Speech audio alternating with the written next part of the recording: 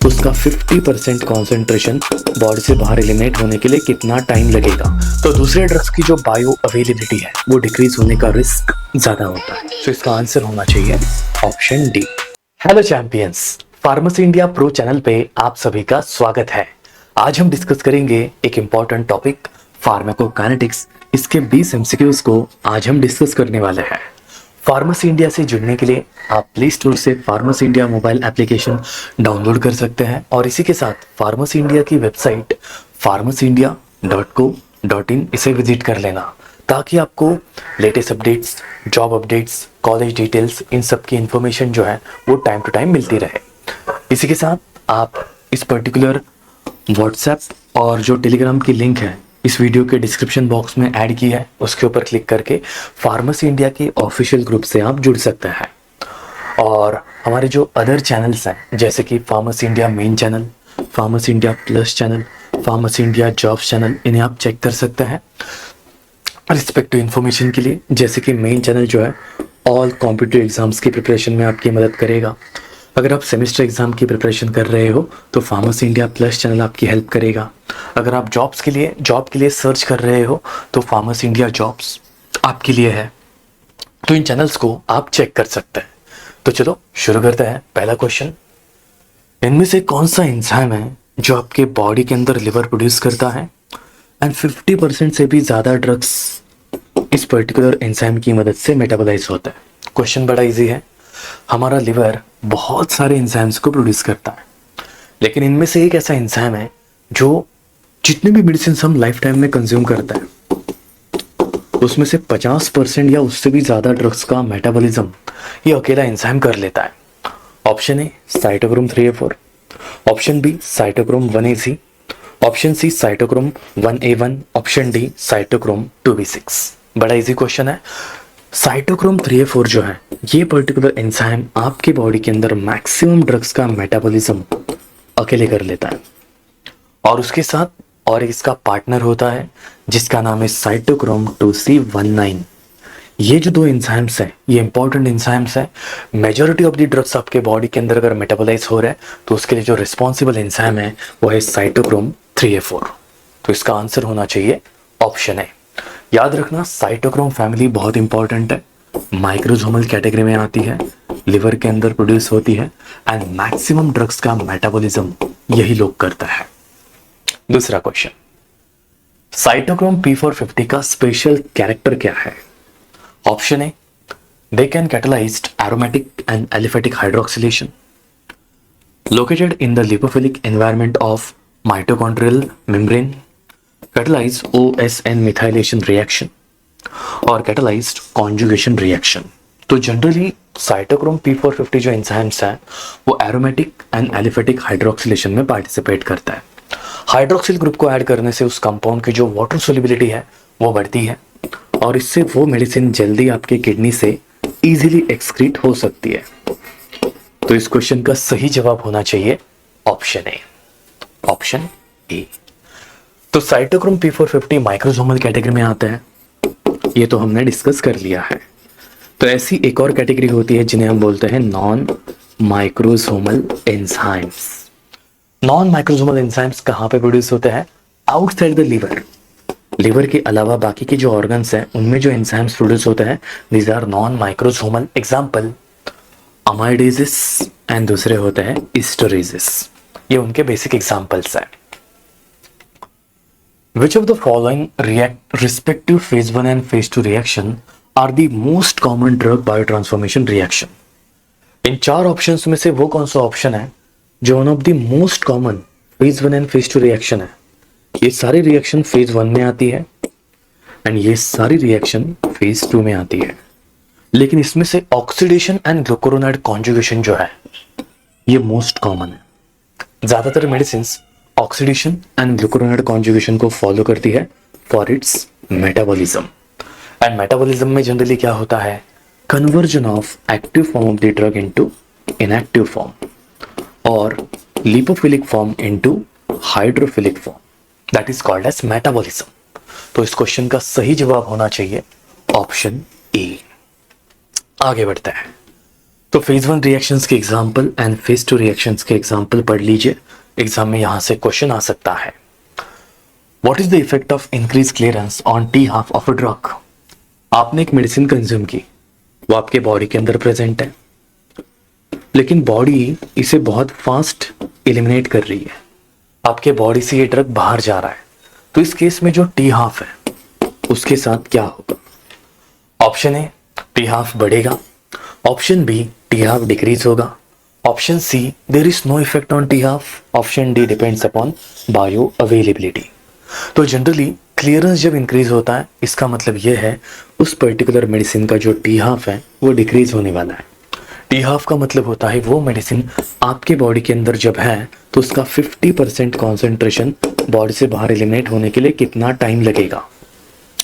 100 mg है तो 100 में से 50% मतलब 50 mg बाहर जाने के लिए कितना टाइम लगेगा, that is half life. And clearance का मतलब होता है the volume of the plasma, for example 10 ml of the plasma, इसके अंदर जो भी ड्रग प्रेजेंट है उसे बाहर जाने के लिए कितना टाइम लगेगा, उसे बोलते हैं क्लियरेंस। सो टी हाफ जो है ये क्लियरेंस के ऊपर डिपेंड होता है। अगर क्लियरेंस ज्यादा है तो टी हाफ कम होगा, एंड अगर क्लियरेंस कम है तो टी हाफ ज्यादा रहेगा, vice versa. Hofmann elimination reaction को फॉलो करने वाली मेडिसिन कौन सी है? अब हॉफमैन एलिमिनेशन रिएक्शन एक रीअरेंजमेंट रिएक्शन है, और इस रिएक्शन में किसी एंजाइम की जरूरत है ही नहीं। तो इनमें से एक ऐसी मेडिसिन है जो विदाउट एंजाइम मेटाबोलाइज हो सकती है। ऑप्शन है atracurium, option B pancuronium, option C d tubocurarine, option D vecuronium. तो इसमें से जो एट्राक्यूरियम है ये जो मेडिसिन है ये हॉफमैन एलिमिनेशन रिएक्शन को फॉलो करती है, और इसके साथ और एक मेडिसिन होती है जिसका नाम है सिस एट्राक्यूरियम। ये जो मेडिसिन है स्केलेटल मसल रिलैक्सेंट कैटेगरी से बिलोंग करता है, स्केलेटल मसल रिलैक्सेंट कैटेगरी से बिलोंग करता है। So Hofmann elimination no requirement of enzymes, ये पॉइंट याद रखना। इनमें से कौन सी मेडिसिन प्रोड्रग नहीं है? बेंजाप्रिल, कैप्टोप्रिल, क्विनालेप्रिल और रामिप्रिल। तो जनरली प्रोड्रग वो होता है जो बॉडी के बाहर इनएक्टिव है एंड बॉडी के अंदर जाने के बाद एक्टिवेट होता है। सिंपल कॉन्सेप्ट है। तो इसमें से कैप्टोप्रिल जो है वो कंप्लीटली एक्टिव मेडिसिन है, इसे एक्टिवेट होने की जरूरत नहीं पड़ती। बाकी की जो मेडिसिन है बेंजाप्रिल, क्विनालेप्रिल, रामिप्रिल, ये सारी प्रोड्रग्स है एंड बॉडी के अंदर जाने के बाद एक्टिवेट होती है टू शो इट्स एक्शन। अब एप्रिल कैटेगरी की जितने भी मेडिसिन है all are angiotensin converting enzyme inhibitor, और ये मेडिसिन सबसे ज्यादा हाइपर टेंशन में यूज करते हैं जहां पे आपका ब्लड प्रेशर बहुत ज्यादा है। तो ये पॉइंट याद रखना, एग्जाम के लिए इस एरिया से क्वेश्चंस आते हैं। चलो, the liver microsomal enzymes are stimulated by, इनमें से एक ऐसी मेडिसिन है जो कि एक एंजाइम इंड्यूसर है। अब एंजाइम इंड्यूसर वो मेडिसिन होती है जो माइक्रोसोमल एंजाइम्स का कॉन्सेंट्रेशन बढ़ा देती है, लिवर को स्टिमुलेट करती है कि तू माइक्रोसोमल एंजाइम्स का कॉन्सेंट्रेशन बढ़ा दे, और इससे क्या होता है ड्रग्स का मेटाबॉलिज्म ज्यादा हो जाता है, क्योंकि एंजाइम्स भी ज्यादा है तो मेटाबॉलिज्म भी फास्ट होगा। तो इनमें से कौन सी मेडिसिन है जो कि एक एंजाइम इंड्यूसर है? Cimetidine, phenobarbitone, procaine, adrenaline. तो liver microsomal enzymes are stimulated by phenobarbitone. Phenobarbitone जो है ये लिवर के माइक्रोसोमल एंजाइम्स को स्टिमुलेट करते हैं, जिससे इन एंजाइम्स का कॉन्सेंट्रेशन बॉडी में बढ़ने लगता है और इससे मेटाबॉलिज्म जो है वो स्पीड अप होता है। तो दूसरे ड्रग्स की जो बायो अवेलेबिलिटी है वो डिक्रीज होने का रिस्क ज्यादा होता है। तो इसमें से फेनोबार्बिटोन जो है एक पोटेंट एंजाइम इंड्यूसर है and cimetidine is well known enzyme inhibitor. Cimetidine जो है वो एक एंजाइम इनहिबिटर है। What is the meaning of biotransformation of the drug? एक मेडिसिन का बायो ट्रांसफॉर्मेशन क्या होता है? Chemical alteration of drug inside the body, binding of drug to the plasma albumin, passage of the drug across the cell membrane, और disposition of the drug from the body। Simple है, bio transformation आप जो भी medicine consume करता है body उसे ऐसे form में कन्वर्ट करती है जिसे एक्सक्रीट कर पाना पॉसिबल है। That concept is called as biotransformation. और यहाँ पे कॉन्सेप्ट क्या यूज किया है? Chemical alteration of the drug inside your body. आपके बॉडी के अंदर जो भी मेडिसिन आ रही है वो लिपोफिलिक है एंड बॉडी उसे हाइड्रोफिलिक फॉर्म में कन्वर्ट करती है। This process is called as biotransformation. Very easy. चलो, इनमें से कौन सी reaction phase two metabolic reaction है? Option A oxidation, option B reduction, option C acetylation, option D hydrolysis. Easy है। हाइड्रोलिसिस, ऑक्सीडेशन, रिडक्शन ये फेज 1 में आता है। तो इसमें से बचता है सिर्फ एसिटाइलेशन जो कि फेज 2 रिएक्शन का पार्ट है। तो question option C is right answer. इनमें से कौन सा मेडिसिन है जिसका मेटाबॉलिज्म पॉलीमॉर्फिज्म शो करता है? मतलब क्या है? इनमें से एक ऐसी मेडिसिन है जिसे मेटाबोलाइज करने के लिए एक इंसान में फास्ट एक्टिंग एंजाइम्स हो सकते हैं, तो दूसरे इंसान में स्लो एक्टिंग एंजाइम्स हो सकता है। कभी कभी ऐसा होता है कि कुछ एंजाइम्स फास्ट एक्ट करते हैं एक इंसान में, लेकिन दूसरे के बॉडी में वही एंजाइम्स स्लो एक्ट करता है। तो इनमें से एक ऐसी मेडिसिन है जिसे मेटाबोलाइज करने के लिए जो एंजाइम्स चाहिए, जो हर एक इंसान में अलग अलग हो सकता है। किसी में एक्शन फास्ट हो सकती है, किसी में एक्शन स्लो हो सकती है। वो मेडिसिन कौन सी है? Isoniazid, paracetamol, adrenaline, salicylates. So जो मेडिसिन जेनेटिक पॉलीमॉर्फिज्म शो करती है वो है आइसोनियाजाइड। अब आइसोनियाजाइड क्या है? एक एंटी ट्यूबरकुलर मेडिसिन है। ये ट्यूबरकुलोसिस की प्रॉब्लम को ठीक करने के लिए यूज होती है। अब ट्यूबरकुलोसिस का कॉजेटिव एजेंट कौन है? माइकोबैक्टीरिया। माइकोबैक्टीरिया। इसे आइडेंटिफाई करने की टेक्निक कौन सी है? Acid fast bacteria, acid fast staining technique. तो आइसोनियाजाइड जो है ये जेनेटिक पॉलीमॉर्फिज्म शो करता है। ये पॉइंट याद रखना, एग्जाम में इस एरिया से क्वेश्चन आ चुका है। एंड आइसोनियाजाइड एक प्रोड्रग है। इसका जो एक्टिव फॉर्म है वो एक्चुअली हमें एंटी ट्यूबरकुलर एक्टिविटी देता है। एंड आइसोनियाजाइड को मेटाबोलाइज करने के लिए एन एसिटाइलेशन रिएक्शन को यूज करते हैं, जिसमें 2 टाइप के एंजाइम्स हो सकते हैं। एक हो सकता है स्लो एसिटाइलेटर्स एंड दूसरा हो सकता है फास्ट एसिटाइलेटर्स। इनमें से कौन सी मेडिसिन है जो कि एक माइक्रोसोमल एंजाइम इंड्यूसर नहीं है? क्वेश्चन क्या है? एक्सेप्शन। सारे enzyme, all of the following agents causes microsomal enzyme induction except one. Option A phenobarbital, option B rifampin, option C cisapride, option D griseofulvin. तो इनमें से जो मेडिसिन एंजाइम इंड्यूसर नहीं एंजाइम इनहिबिटर है वो है H2 रिसेप्टर एंटागोनिस्ट सिमेटिडिन। अच्छा sorry, cisapride है, लेकिन इससे पहले हमने सिमेटिडिन को डिस्कस किया था, लेकिन इस कैटेगरी में है सिसाप्राइड। सिसाप्राइड जो है वो एंजाइम इंड्यूसर नहीं है, वो एक एंजाइम इनहिबिटर है। Cisapride is a enzyme inhibitor. All of the following agents undergo enterohepatic cycling except one. इनमें से एक ऐसी मेडिसिन है जिसका एंटेरोहेपेटिक साइक्लिंग नहीं होता है। अब एंटेरोहेपेटिक साइक्लिंग का क्या मतलब होता है? आप जो मेडिसिन कंज्यूम करते हैं वो आपके स्टमक के अंदर आती है, इंटेस्टाइन में जाती है और इंटेस्टाइन से लिवर के पास आती है। लिवर के पास मेटाबोलाइज होके इसमें से कुछ पार्ट एक्सक्रीट हो जाता है, हमारे डाइजेस्टिव ट्रैक्ट में आता है, फिर से वहां से एब्जॉर्ब होके लिवर में आता है।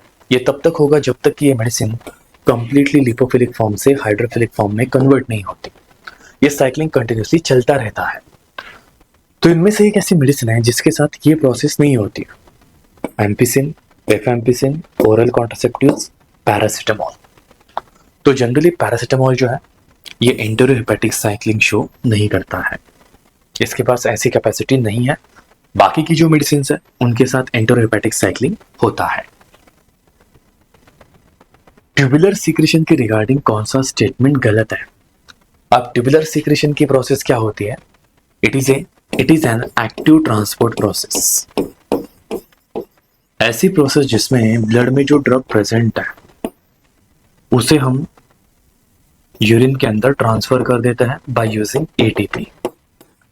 That process is active transport और ट्यूबुलर एक्टिव सीक्रेशन। अब इसके रिगार्डिंग कौन सा स्टेटमेंट यहाँ पे गलत है?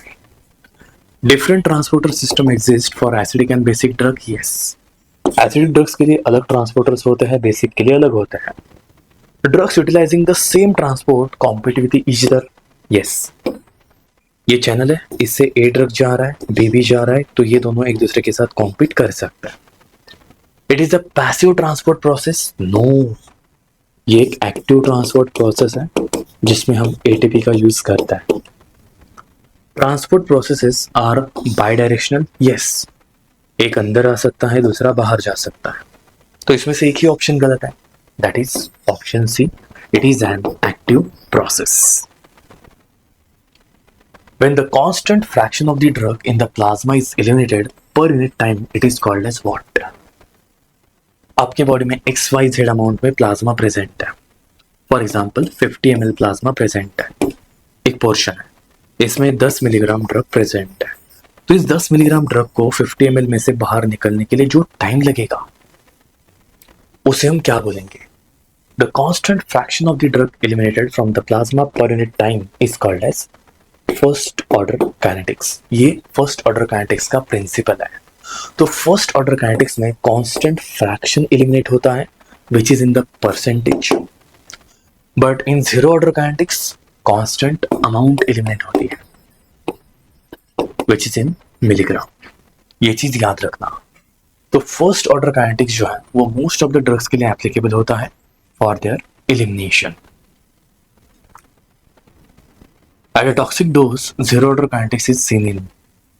इनमें से कौन सी मेडिसिन है जिसका हाई डोज अगर आप कंज्यूम करते हैं, वेरी हाई, तो उसका एलिमिनेशन जो है वो जीरो ऑर्डर काइनेटिक्स में ट्रांसफर हो जाता है। एक्चुअली ये मेडिसिन फर्स्ट ऑर्डर काइनेटिक्स को फॉलो करती है, लेकिन अगर आप टॉक्सिक डोज कंज्यूम करेंगे तो ये जीरो ऑर्डर काइनेटिक्स को फॉलो करने लगती है। Option A penicillin, option B carbamazepine, option C phenytoin, option D valproate. It is phenytoin. Phenytoin जो है वो जीरो ऑर्डर काइनेटिक्स को फॉलो करता है।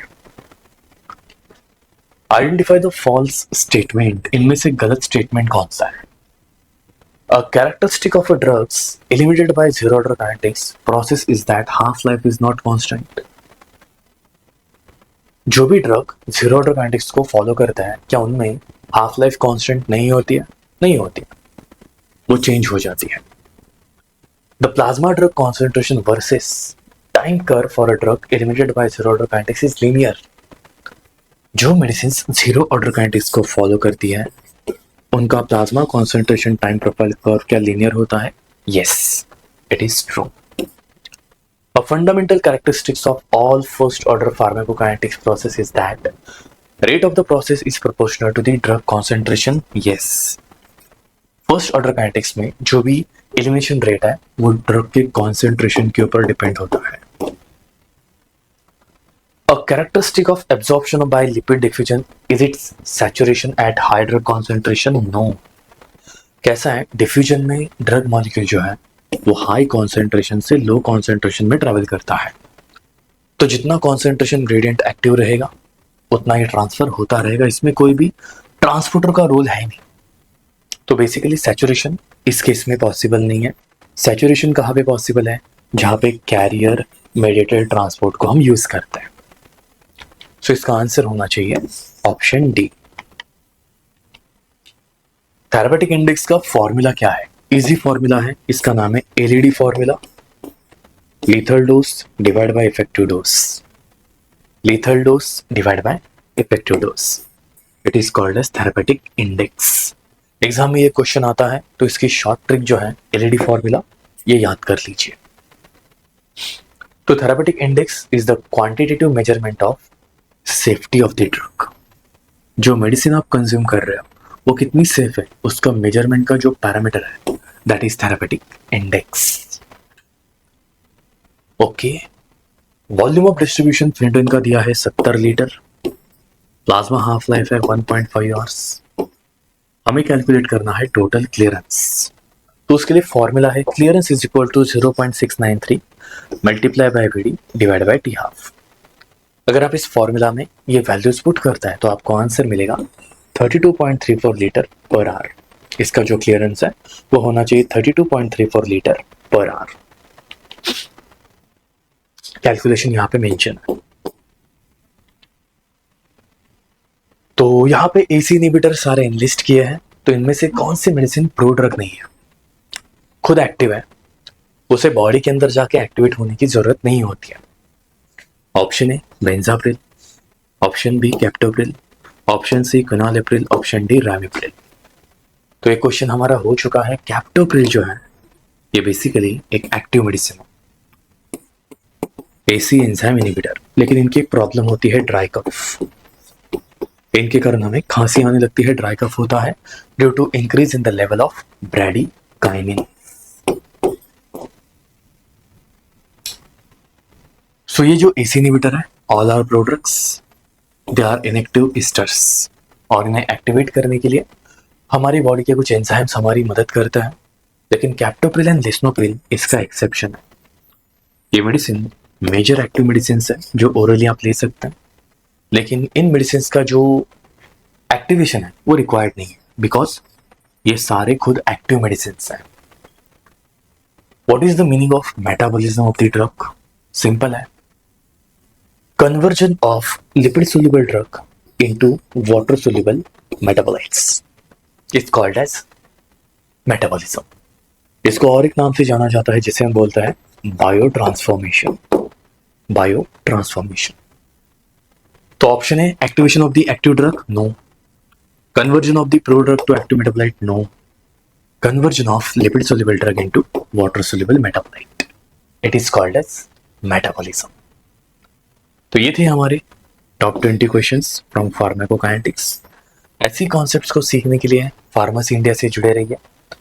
Pharmacy India pro channel subscribe कर लीजिए ताकि आपको फार्माकोलॉजी की जो टॉप एमसीक्यूज है, जो आप सारे कॉम्पिटिटिव एग्जाम के लिए प्रिपेयर कर रहे हैं, वो प्रिपेयर करने के लिए आपकी मदद हो सके। मिलेंगे हम नेक्स्ट वीडियो में, तब तक के लिए पढ़ाई कीजिए, face it, fight it, achieve it. Thank you.